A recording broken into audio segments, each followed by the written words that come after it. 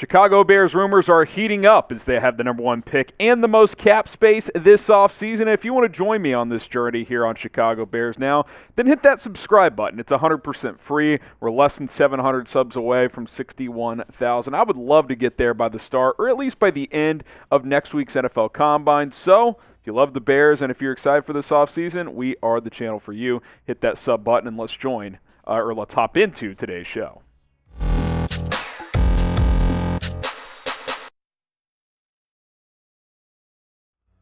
Is a blockbuster trade in the works between the Indianapolis Colts and the Chicago Bears? I am Harrison Graham. Welcome into Bears Now. And The Athletic, Colts writer, their side of things, predicts that Indianapolis will trade up to number one and draft Bryce Young. So let's go ahead and hop into the quote from James Boyd of The Athletic. He says, Colts general manager Chris Ballard was asked at the end of the season if he'd quote, move heaven and earth and trade up to number one to select a franchise quarterback in this year's draft. Ballard's response, quote, yes, I'd do whatever it takes, but only if he felt one clearly rose above the rest. In this case, that player is Young. Young was the 2021 Heisman Trophy winner and possesses the three traits Shane Steichen says he looks for in a quarterback: accuracy, decision-making, and the ability to create.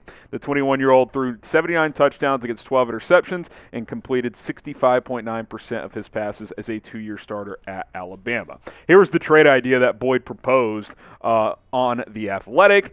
First and second this year coming to the Bears, number 4, number 35 pick, a fifth-round pick this year, and then a first-round pick next year from Indy, and then the Colts get the number one pick.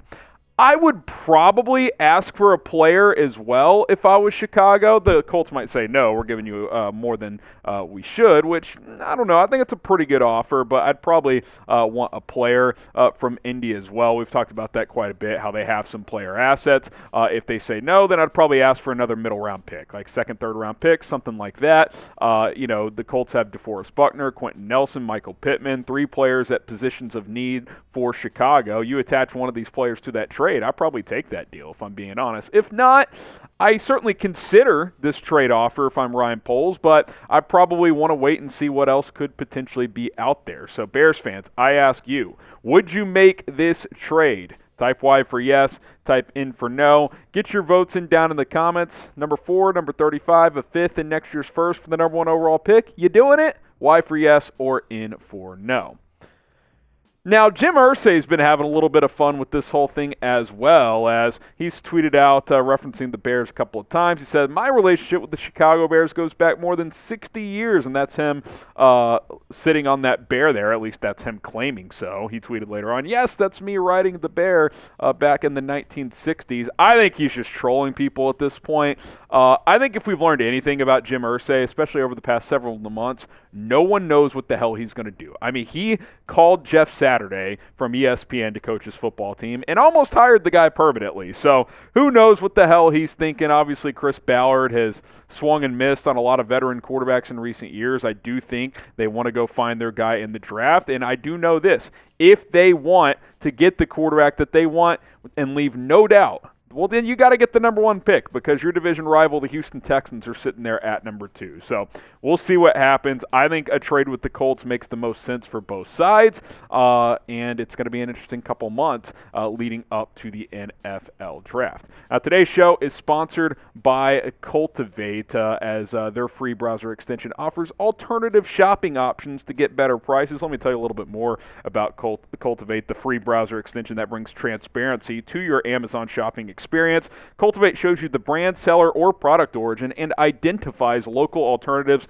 that support local community efforts while saving you money. That's the key, right? With over 50% of Amazon U.S. sellers based in China, Cultivate offers a way to avoid trickery for these sellers and keep money in the United States economy. Cultivate offers alternatives that are on average 30% less expensive than Amazon without any additional costs such as Amazon Prime. It can even identify local alternatives that you can pick up on the same day. Cultivate users earn free donations as rewards for using the extension, and the more you use it, the more you earn in donations by increasing your level. In fact, Cultivate donates 51% of revenue that they make on your purchase. So, what are you waiting for? Go to wecultivate.us/chatsports and download Cultivate for free. Let Cultivate bring transparency, savings, and community support to your Amazon shopping journey. Support the show. Download with our link. It's in the comments and in the description. It's wecultivate.us/chatsports. Let's get to the free agency portion of today's show. Could Chicago sign Patriots free agent wide receiver Jacoby Meyers? PFF's Ian Hartitz predicts that the Bears will sign Meyers. I like Jacoby Meyers. I think he's a really good player. You look at his numbers from last year, 800 yards, 6 touchdowns, and a not great offense led by offensive coordinator Matt Patricia and Mac Jones, who I thought kind of took a step back in year 2 as well. I think my main thought with this, though, is that say you sign Jacoby Meyers. Well, where does he fit? Because to me, he's a number 2 receiver. He's closer to a 3 than to a 1, I would say. So you kind of run into this, okay, if we can't get a number 1, is 3 number 2s the answer with Darnell, Mooney, and Chase Claypool? Maybe it is. I don't think having 3 number 2s is bad, but I'll be honest, I would rather have that true number 1. You look at all the young teams or young quarterbacks out there. What have teams done to help them? They've gotten them number 1 receivers. Joe Burrow got Jamar Chase. Oh, and he has T. Higgins as well, who is a better receiver than anyone Justin Fields has. Justin Herbert came in he got Keenan Allen and Mike Williams. Those are 2 really good players. Patrick Mahomes, when he first entered the league, he had Kelsey, a generational tight end, and Tyreek Hill, who was a number 1. Jalen Hurts got A.J. Brown last offseason. The point is I would take Meyers, and he's a good player, but, who's that go-to guy when you have to have it? I don't know if the Bears have that, even if they go get Jacoby Meyers. And I'll add this as well. With the free agent receiver market not panning out, not looking super strong, I like Juju. I think he's a good player. OBJ is certainly super talented, but didn't play last year. Michael Thomas, when he's played, has been a number 1, but he hasn't played in 3 years, basically. He's played in 10 games in 3 years, and technically he's still under contract, but he is expected to get cut there. McCole Hardman's more of a gadget guy. My point is, a guy like Jacoby Meyers, he might get paid more than he should. He might get $15+ million per year. And do you want to pay that for a guy who's not a true number 1? Now, true number 1s are going to get north of 20. So, if you pay Myers 15, 16, that's not bad. But again, I would rather pay 7 more, 8 more million, get that true number 1 guy, and then go to war that way. I want to get Justin Fields that number 1 guy. Go get DeAndre Hopkins if you can. If Keenan Allen gets cut, go sign him. I would rather go that route than a Jacoby Meyers, but that is just my opinion. Would you pay Jacoby Meyers $15+ million per year? Type P for pay or S for stay away.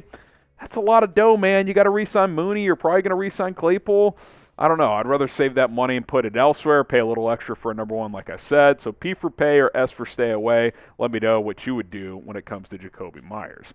Speaking of money and free agency, we have some updated cap space numbers that have been updated by Over the Cap since the Al-Qadim Muhammad release became official yesterday, and the Bears have just under $100 million in projected cap space for 2023. Here are the top 5 teams. The Bears at $99 million, Atlanta at $56 million, the Raiders at $48 million, Giants at $47 million, Texans at $38 million. Atlanta, $43 million away from Chicago, and that's the gap between 1 and 2, which, by the way, that $43 million, that would be the 5th most cap space if a team had that much. The point is, guys, offseason right now, it runs through Chicago. The Bears hold the keys to the 2023 NFL offseason. They've got almost $100 million in cap space, and they're probably going to get to $100 million in cap space by making a couple more moves. Cody Whitehair could be on the way out. A couple other guys could be as well. They have the number 1 pick in the draft. Yeah, they traded their 2nd-round pick to Pittsburgh, but you have the number 1 pick in the draft when you're not drafting a quarterback based on all likelihood. You control things. There is no doubt about that. So, Again, I've said it for a couple months. I'll say it again. This is the biggest offseason in the history of this franchise. Ryan Poles, you got to deliver. You got to sign the right guys. You got to get players that can impact this year and beyond. And then you got to hit on draft picks. Whether you stay at number 1, trade down, get more assets, whatever it is, you've got to find win-now pieces. So we'll see if he's able to do it, and we'll see if he's able to deliver and prove that he is that guy to lead this franchise as a general manager. Now, what are you more excited for this offseason? You could type B for both, type F for free agency, D for draft, or B for both. Let me know in the comment section down below. I'm probably a little more excited for the draft because Ryan Poles is a big draft guy, but I am excited for free agency, which comes first as well. So get your votes in F, D, or B.